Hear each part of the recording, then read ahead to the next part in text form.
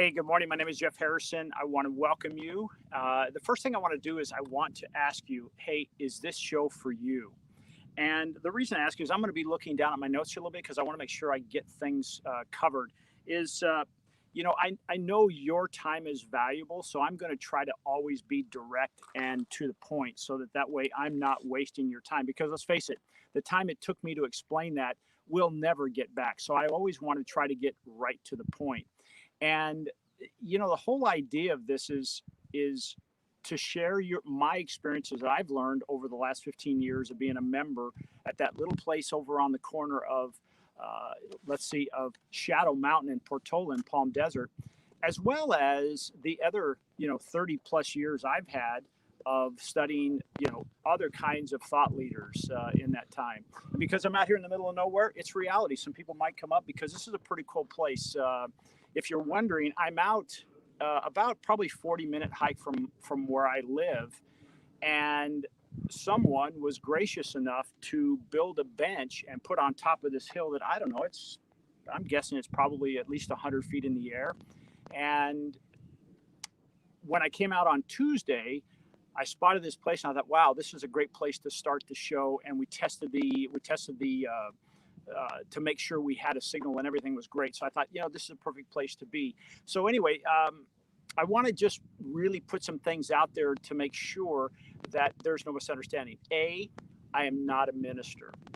I am someone who, again, like I said, 15 years ago, my wife and I walked into Center for Spiritual Living Palm Desert, and we've been doing it ever since. And we consumed a lot of information, went to all the classes, and continue to study and implement the science of mind and the laws that we're continually reminded of that guide us. And if we use them properly, it's almost like an oar. If you're in a boat and you have an oar, but you use it incorrectly, it's not going to be very function. It's not going to function very well. So today, and moving forward, I want you to know this is a very interactive session, and Crista is on the line. And so if you put a question there, it's very difficult for me to see my screen with the sun shining and whatnot. If you have a question, please put it in the chat. And then also, I want to invite you. Hey, if you have a view on what we're talking about and want to connect to make the show even more enriching, just raise your hand. And what happens, Crista will put an invitation link in the chat, and you can click on that and you can join me here and we can have a discussion. And I think that will make this experience even richer. So today, the first show, I kind of call this episode 0. It's like that first go. And before I start into today's what I'll call my lesson, my giving, is I want to say a special thank you to the people that make this happen. And I want to say thank you to Dr. James Mellon, Elizabeth, and also Dr. Laura Shackelford there at Center for Spiritual Living for saying, hey, go ahead and go with your idea. Let's give this a show. The other person I really want to say hello to and to give her my thoughts and prayers, as always, knowing she is going to get through everything she's working with, is my dear, dear friend who, if there's anyone that would be sitting beside me, it would be her, because she is a trailblazer. Her name is Linda. And Linda, I know you if you're not watching, someone will say, hey, this show, I'm going to say, is dedicated to you. So today I want to talk about the power of the question. And I want to kind of go back a few years, about maybe about 15 years ago. My wife and I attended this 7-day long, very intensive workshop. And during that time, we had on the side of where we were setting, there were only 70 of us in there, and it was a very transformative experience. But in that process, what I gather from that is how powerful the questions we ask determine our lives. And what I mean by that is, I want to give an example. Imagine there's a golfer. In fact, before I started doing media, if you don't know me, I have a company called Swing Point Media. And before that, I was a golf professional, and I've been doing that for almost 40 years. Whether it's high school, college, playing on tour, and then teaching and being a head golf pro here and around the desert in the Southland. And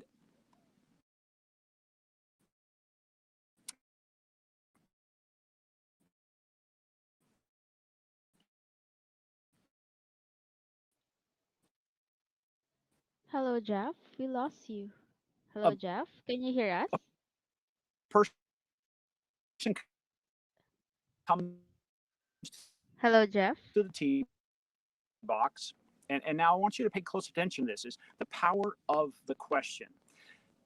The person comes up to me, and I was given about 70 lessons a week. I would always want to do that because I want to find out, hey, where do they want to go? What journey are they looking to be going on? And they said, well, I want to learn how not to slice, what's causing me to slice the ball. And having some fun with this person, and I kind of knew that question was not really the answer he was seeking. How you slice the ball, what causes you to slice the ball? And he said, absolutely. I mean, he was like, conviction was very, very high. And I just want to kind of label that. I want to call those endless loop questions, because actually is one that does not get us closer to our intended goal. In fact, it actually just creates a circle. It creates a circle of madness. And I want you to participate with me just for a second. If I ask you, or excuse me, I'm going to give you an example of an endless loop question. An endless loop question is, hey, why do I struggle so much in my relationship? Is that getting you closer or further away from your happiness, your joy, which is really what you want?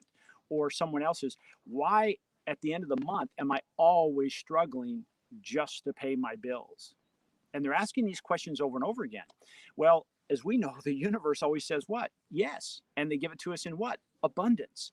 So we want to think about changing that. And so with this gentleman, I said, is that really what you want? You want to know, you want me to teach you what causes you to slice the ball? I said, or would you really rather know how to hit it straight? And he laughed and he says, well, that's what I said. I said, no, you wanted to know how to hit, how not to hit a slice, so you could go practice not doing those things. And and take a second, let that sink in. How silly is that? And now let's take it back to the whole thing of, do you really want to know why you're struggling every month or in a relationship? Or would you rather say, hey, let me put all my time and effort into a happy relationship, a thriving, end of the month? As an example, could we rework that question with the struggle and say, the question is now, how can I add $500 a month to my monthly income without working any harder? If you had an answer to that and you were in that situation, wouldn't you want to know that versus, hey, this is why you're struggling because you're spending too much money at Starbucks and you're eating out too often and blah, blah, blah, whatever it may be. You'd really rather know that answer. So with that, we change it from an endless loop question. In other words, like a puppy chasing its tail. I mean, you can see that if you visualize a puppy chasing its tail. So I want to ask you a very simple question. This is where we get into the law. When I was teaching golf, I always taught from the laws of physics, because I knew that if I used the laws of physics, it would always back me up. And after I started going to the Center of Spiritual Living and understanding this, as I understand the laws of spirituality, that if I take certain action, the laws will always back me up. Now, if there's anybody out there, and again, I can't really tell, this is my first show here, and the way the sun is, it's very difficult to see.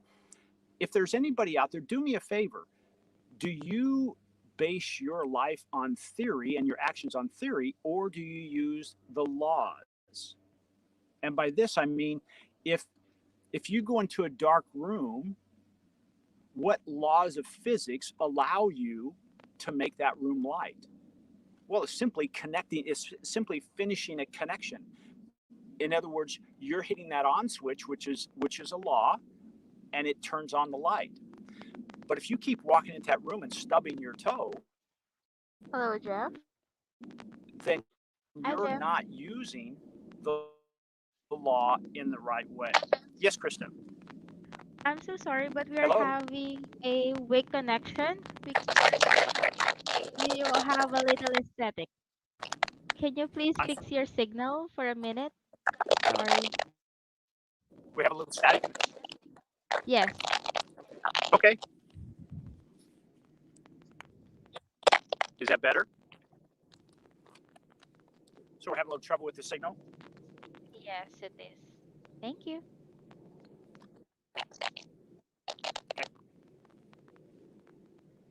Are we better now? Yeah, much better. Hey, this is one of those things where this is a live show. This sometimes happens, and we are working with the law. So I want to ask you a question. If I asked you what is 1 plus 1, what would you say? Put it in the chat. Tell Krista, hey, 1 plus 1 equals what? And I would use this all the time when I was teaching golf and understand and teach people that really what they want to know is the answer of what will get them to their goal, not avoid their goal. And the other thing I want to ask you is 1 plus do that.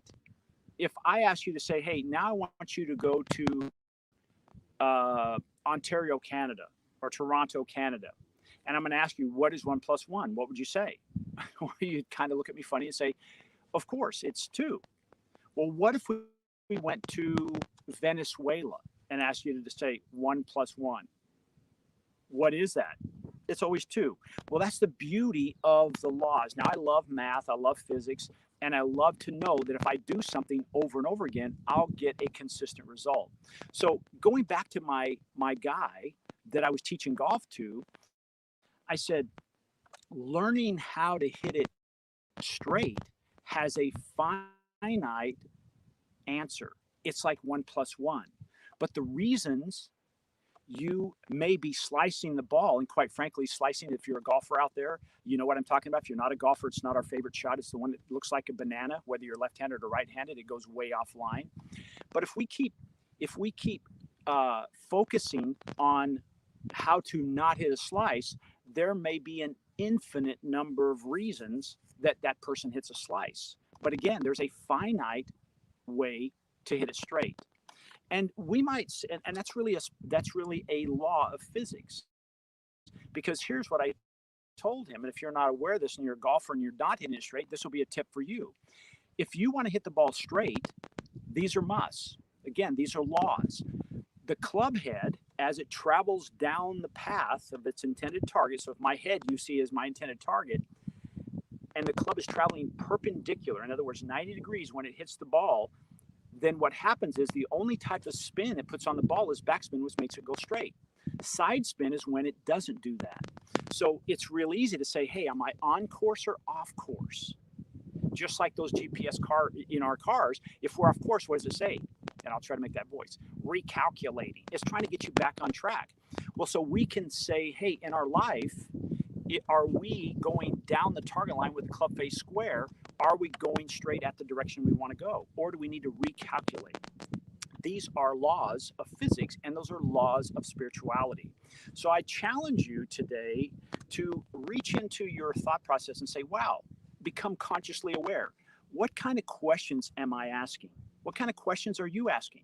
Are they endless loop questions? Because if they are, then they're like puppies chasing their tail. They're really fun to watch, but they're not fun to be the puppy chasing its tail because we really don't get anywhere. And then what we tend to do, and I would have people come back and say, hey, what you taught me doesn't work. And I said, well, let's try it right here. And it does work. And I'd say, so what you're doing is you're learning how to do this. You're learning how to implement this.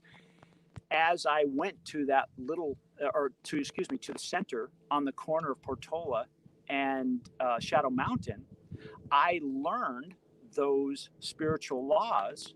And did they work all the time? No, because I was learning how to apply them. And sometimes using that little voice, I had to do recalculating to try to get me back on track. So I didn't lose faith in that. So here's the power of the question. What things do you want to happen in your life? Do you want a better job? Do you want more money? Do you want a better relationship? Do you want better health? Ask those questions, and maybe let's use an example of better health.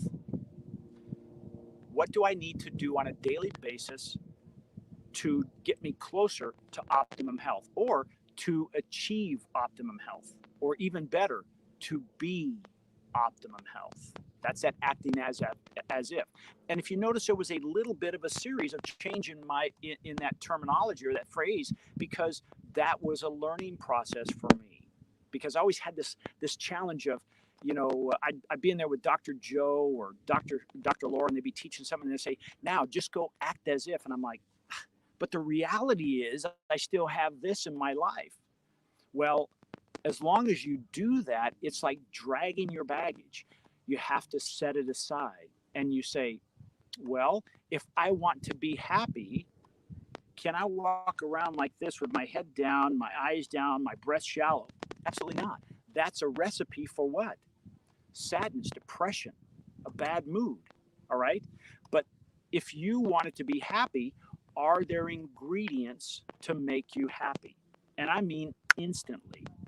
And to give you an illustration of that, what ingredients do we need to make a glass of chocolate milk?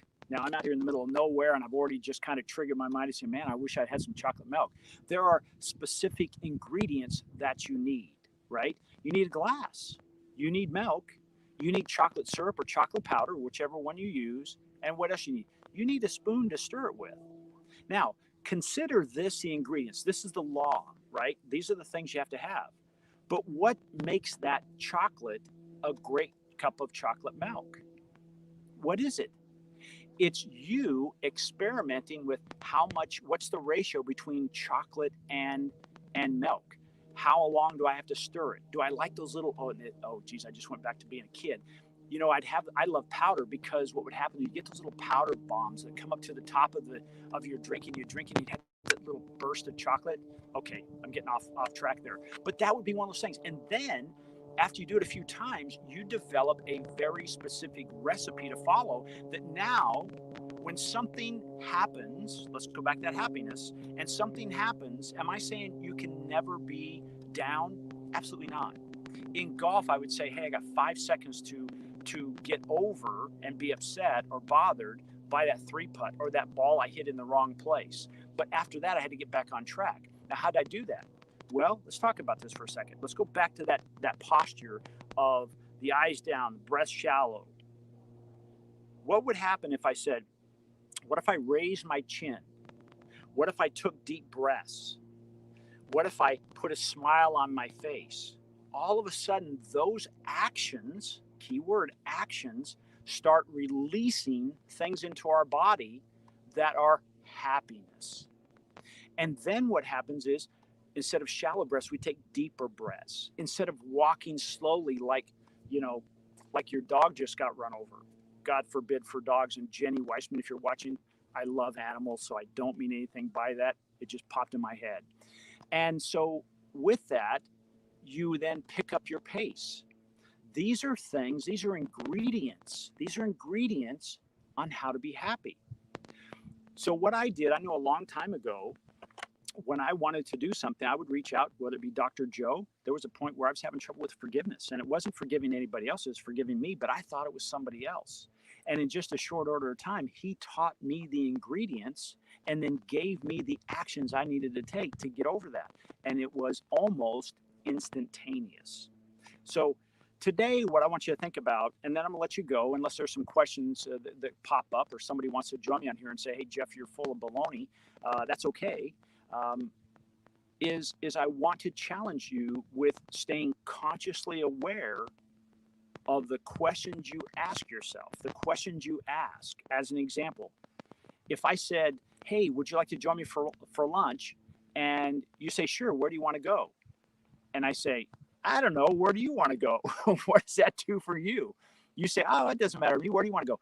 I want you to do me a favor. Use that as an exercise and say, stop and think, okay, where do I want to go? I would love to go have some Mexican food, especially where they have a little bit of a hotter salsa.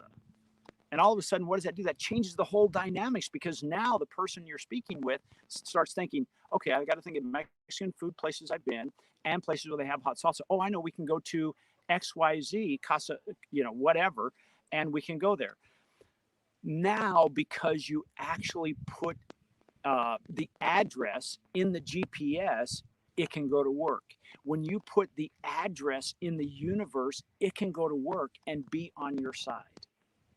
All right, so I think I've probably worked this question pretty hard, but I want you to stay conscious, and I want you to use that, because I got to tell you, it does work. It works in my life, and I just have to tell you that I want to give you a specific example that just recently happened. A dear friend of mine and we were in business together, and in January he came to me and said, "Hey, I think I want to go my own way," and it was a hard blow because I wasn't expecting it. And again, he's a dear friend, still is today. But I knew that he had to go do his own thing, because it's almost like one of those things where someone has already decided in their mind to do something different. No matter how much I change, they're never committed at the level they need to be at. So I said, okay. So what I had to do is I had to immediately shift.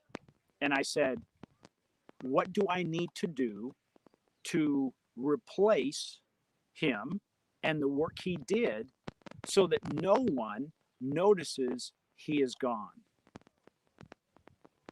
And in a very short order, I brought on several people. We've been training them, and now people like Crista, people like Michelle, my admin, who's out of Houston, is phenomenal. Lori does a phenomenal job. And those people now, Constantine, I don't want to miss anybody, Constantine and Cassandra and Mikhail, or Michael and Calvin, they're all phenomenal. And so instead of me saying, "Oh, woe is me, why did he leave me?" See, I could have gotten into that, and still today, several months later, I could still be in that stew, and it would be a problem. But I chose to take a different route and ask, "Hey, how can I keep going towards my goal?" So I want to thank you for joining me today. Hey, do me a favor. I want you to think about this something. There is a tree of life, and that tree of life produces fruit for us. It's our food. And I want you to consider those branches from the tree of life are people like Dr. James Mellon, Dr. Laura, the staff ministers, Elizabeth at the center.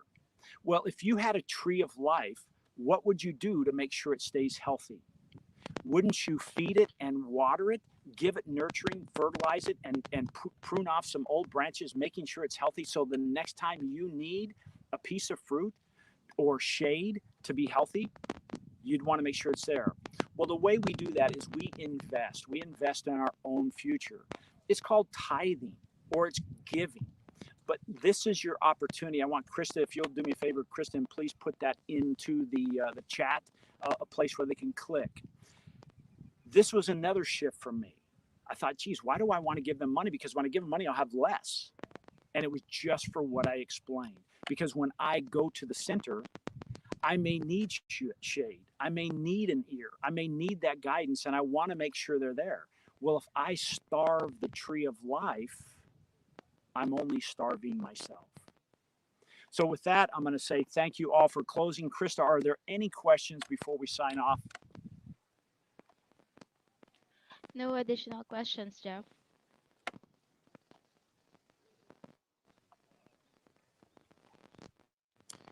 Hi, Jeff. No additional questions. Thank you. Great. Thank you so much. Crista, if you'll take us out, I really appreciate it. And everyone have an amazing day. If you like the show, if you like where it was taking you, you kind of like the feel of it, do me a favor, hit the like button, share it with a friend, and next week, invite them to come back. I'll be in a different location.